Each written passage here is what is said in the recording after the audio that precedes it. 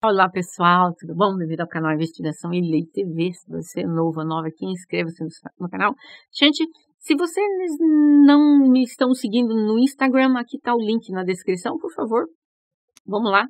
E sempre deixa aí o like para o YouTube entender que esse vídeo é bom e recomendar para outras pessoas.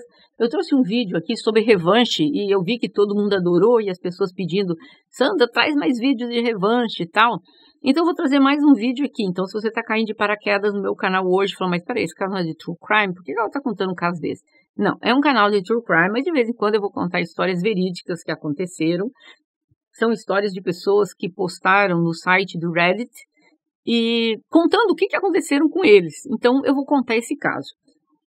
Eu vou tentar, ao máximo, ser fiel às coisas que ele escreveu, porque senão muda a história. Como vocês sabem, dentro dessas histórias não existem fotografias das pessoas envolvidas, né, e nem os nomes verdadeiros, porque elas estão contando a história delas dentro do Reddit, para quem quiser ler. Só que nós vamos estar usando umas imagens ilustrativas somente para dar um segmento aqui no canal. E me desculpem, alguns palavrões vão ser falados porque eu vou repetir algumas coisas que ele falou para ficar na íntegra. Vamos lá. Ele disse assim: qual é o nome dessa moça que ele conheceu?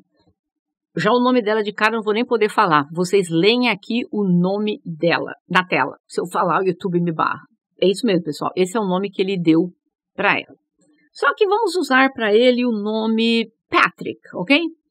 E o dela é Nancy. O Patrick e a Nancy namoraram nos anos 90, mas o Patrick foi para o serviço militar, eles acabaram perdendo o contato e muitos anos depois eles se reconectaram. E tudo começou há cerca de 10 anos atrás. Depois de muitos longos anos, eles se reencontraram. Ele estava feliz, namoravam, viajavam, se davam bem. Ele já a conhecia há muitos anos, mas foram anos depois que eles se reencontraram.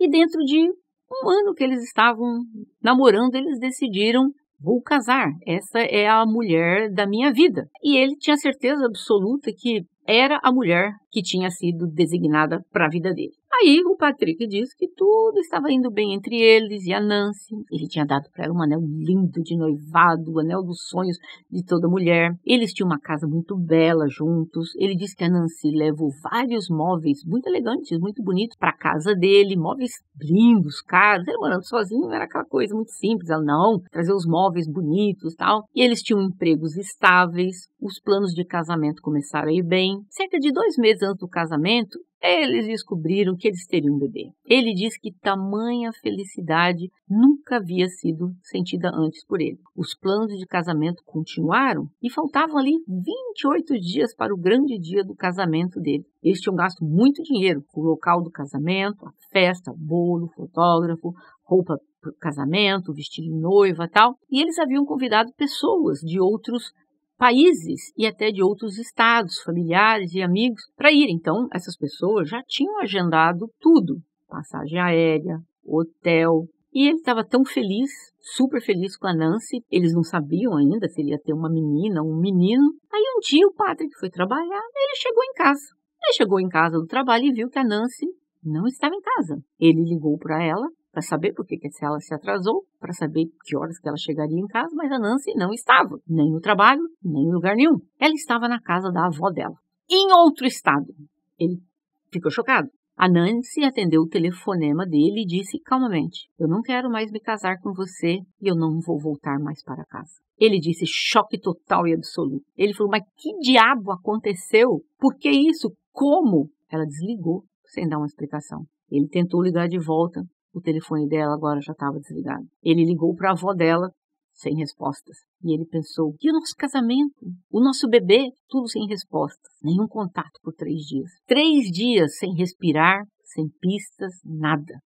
No 4º dia, a Nancy apareceu na casa, começou a arrumar as coisas dela. Ele não estava em casa. Ela pegou algumas coisas dela e mandou um e-mail dizendo que não poderia mais ficar com ele e adeus. E novamente não disse por quê, sem dar uma explicação. Ele chegou em casa, ele viu aquele bilhete, ele ficou aturdido, ela veio, foi embora, levou as coisas dela e ligou para a irmã dela e perguntou: que diabo está acontecendo? A irmã dela disse: eu não tenho nem ideia. E deu para ele o telefone da mãe dela, que morava em outro estado.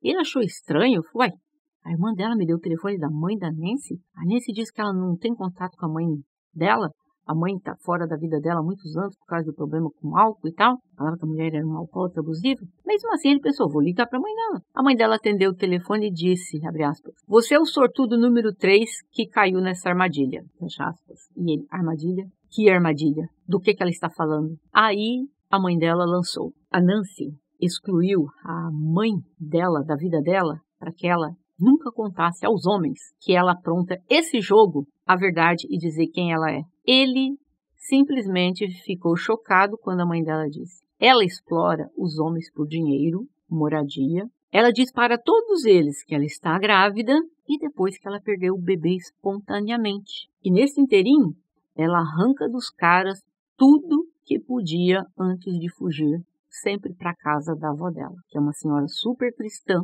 E alegou que a avó, quando ela chegava lá, ela dizia para a avó que aqueles homens eram homens abusivos, que ela ia sempre para a casa da avó, porque ela não tinha um outro local. E a avó acolhia até a poeira baixar e até ela arrumar um outro homem para fazer isso de novo. E ele disse que na hora que ele ouviu tudo aquilo, ele pensou, mas que porra é essa? Semanas se passaram, ele perdeu 20 quilos, ele teve que ter aconselhamento no seu trabalho por mau desempenho, a família dele está virada com ele, os familiares perderam dinheiro, pois tinham feito planos de viagem para o casamento, o Patrick ficou mortificado, perdeu todos os depósitos de tudo que ele tinha pago para o casamento, pois faltavam menos de 30 dias para o casamento, ele estava falido. Ele olhou para a conta bancária dele, ele viu que a conta estava negativa, de mais ou menos R$8.000, e ele pensou, puta agora não pagaria a prestação da casa. Ele disse que começou a se recompor, a tristeza se transformou em raiva, a raiva em ira, e ele disse, abre aspas, eu tinha tanta raiva dentro de mim que tive que reduzi-la um pouco, ou poderia ter ido para uma prisão.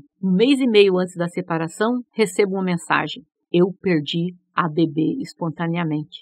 Você me estressou demais. E minha filha faleceu, fecha aspas. E ele pensou, filha? Eu teria uma filha? Nós nem sabíamos se era menino ou menino. E ela tá me culpando por isso? Vou matar essa Não, espera, respira, se recompõe, quebre essa em pedaços. Palavras dele.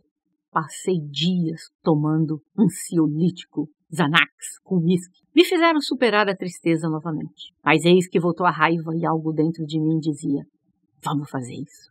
O Patrick disse que a maior parte das coisas da Nancy ainda estavam na casa dele. Porque ela saiu correndo lá da casa e deixou muita coisa para trás. Ele começou a arrumar todas as coisas, que ele também ia sair do apartamento, porque ele ia ficar com aquele apartamento grande, sozinho e tal. Mas ele se deparou com algumas coisas dela. O currículo dela.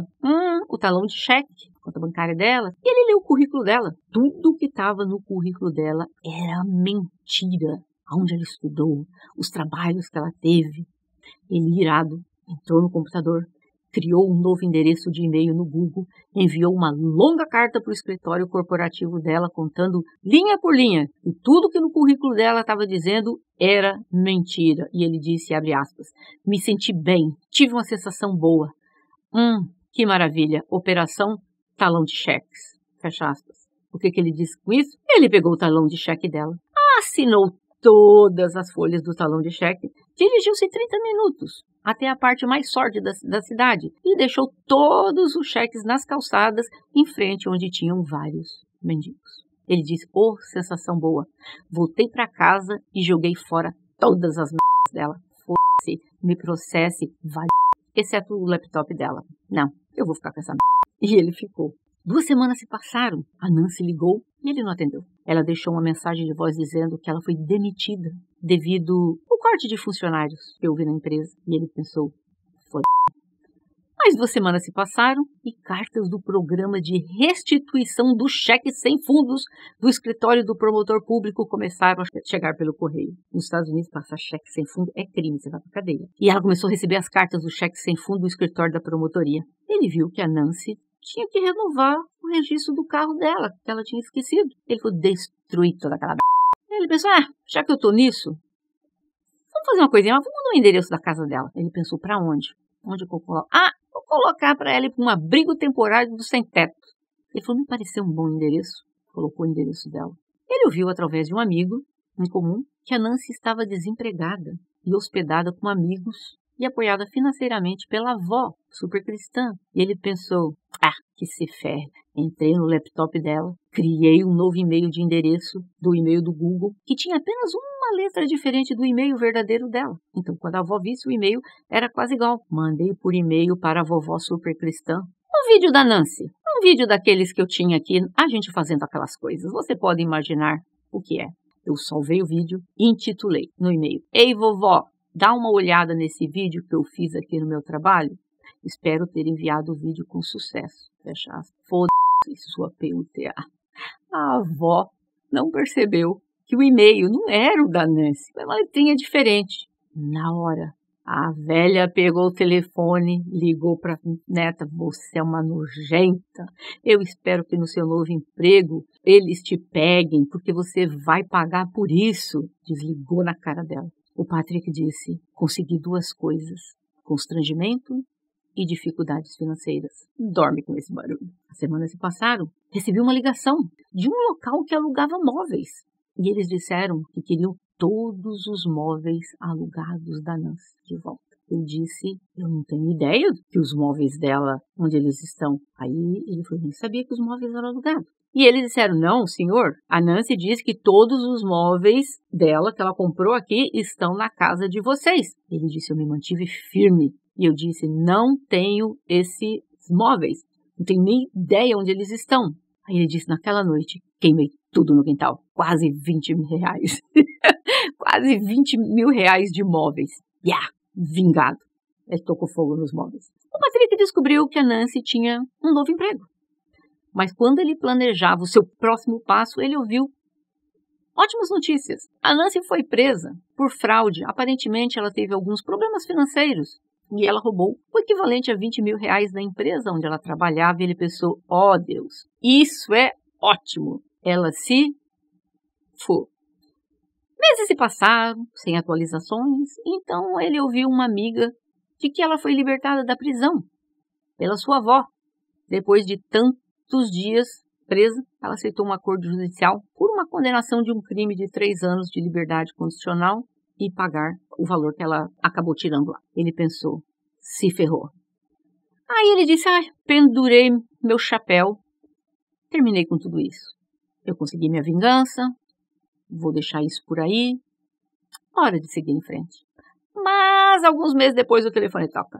Era uma empresa de carro que procurava informações sobre a Nancy, porque eles estavam tentando reaver o carro dela, porque ela comprou e não pagou, só que ela não estava mais no endereço. E ele pensou: bom, o último prego no caixão. Fiz algumas ligações, encontrei o endereço dela, encontrei onde ela estava hospedada, liguei de volta para a empresa e forneci as informações onde eles poderiam encontrar o carro dela. Eles me agradeceram e disseram que eu tinha um crédito de recompensa de $100 por ter ajudado a recuperar o carro, e eu disse: não precisa, fica por minha conta.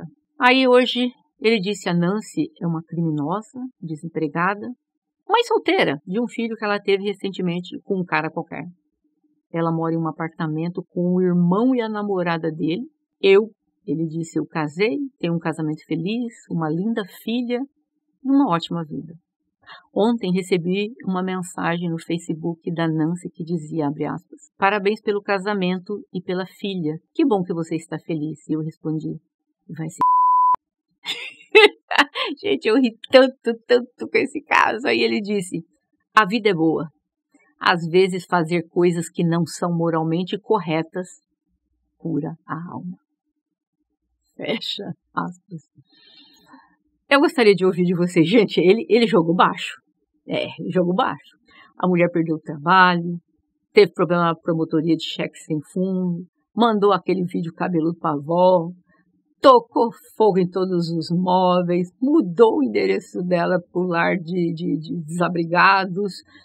Gente, ele barbarizou a vida dela. Mas eu achei tão interessante o que ele falou, que ele disse: às vezes fazer coisas que não são moralmente corretas cura a alma.